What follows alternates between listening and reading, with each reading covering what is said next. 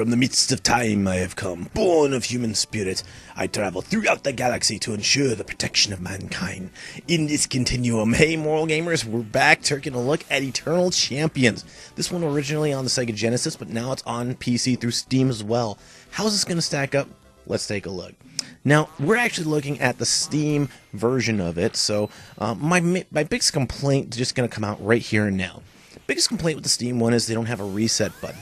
And when you're actually playing the contest, the actual story mode of the game, in order to reset, if you decide, I'm bored with this, I want to switch characters, you actually have to exit the application and then come back in.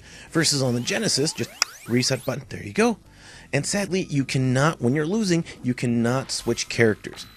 But the thing that, another frustrating thing is it always sets you back 2 positions when you're going through the tournament ladder. So it means that, hey, if you get up to 5th fight in the game, and there's 9 fights total, you basically go back third right there. Third fight, so it's like, I hate getting set back. They do fix this on Sega CD, and we're trying to acquire the Sega CD version, which was much better and had the awesomest version of Hail to the Chief. But nevertheless, though, until we can do that, this is our review of the original. And I'm loving the fact that this game actually, the play style of it is so much better than the Street Fighter, and it was during the heyday of Street Fighter. So if you want to do any moves in the game, you sit there and you say, okay, press 2 buttons, press 2 buttons, press 3 buttons. Most of the moves are that, or you're going to do your charge moves, where you hold away from the opponent, hit forward. Unlike Street Fighter, though, instead of charging for a full 2 to 3 seconds, it's about a half-second charge, which makes it, like I said, more friendly, easier to play. Game also has a really good combo system. I mean, as soon as you land a kick in midair, you can jump to the ground, tap him a couple times in the ankle with something light, and then finish him off with a power. Bah! Straight to the kisser. Bah! Sweet. Things like that. It's really cool the way they actually were ahead of the time, ahead of the curve, even though this was 1993.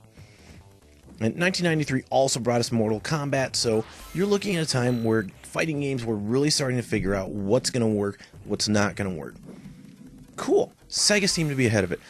Another thing that I will point out is that they did have stage kills. Every stage has a kill in it. They call them overkills. And the only one I can trigger every time without fail is slashes.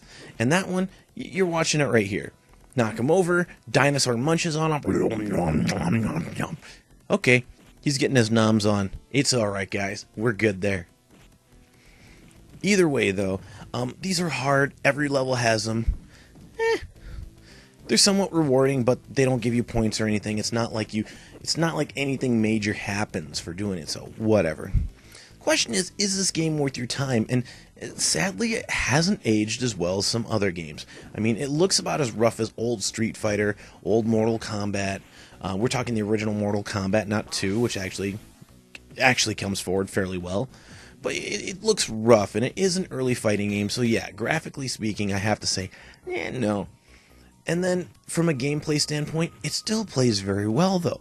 And I would recommend this, except for the fact that there's no online play. There's not a whole lot that I've seen here that would actually be something where, hey, you could enjoy this game apart from being with a friend in the same living room. If you have a Sega Genesis, you might want to hit this one up. If you have Steam on your PC, you may want to hit this one up. I mean, it's $2 on Steam. That's not bad. Not bad for an old game.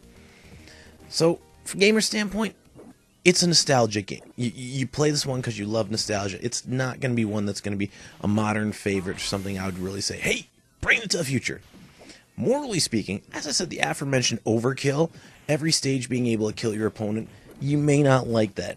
There is some blood. It's actually hard to get blood in this game. I mean, you really have to pound it on a person before they actually, and a little cloud of blood comes out of them. But that's about it from the graphic gore standpoint. Martial arts combat, obvious, and there are issues with some of the characters. Essentially, I mean, like, Xavier himself, he is a sorcerer. Okay, Rex is a cyborg. You have issues with this type of stuff. You may not want your kids playing it. Midnight is a vampire, so if you have issues with vampires, demonology, stuff like that, you may not want your kids playing it.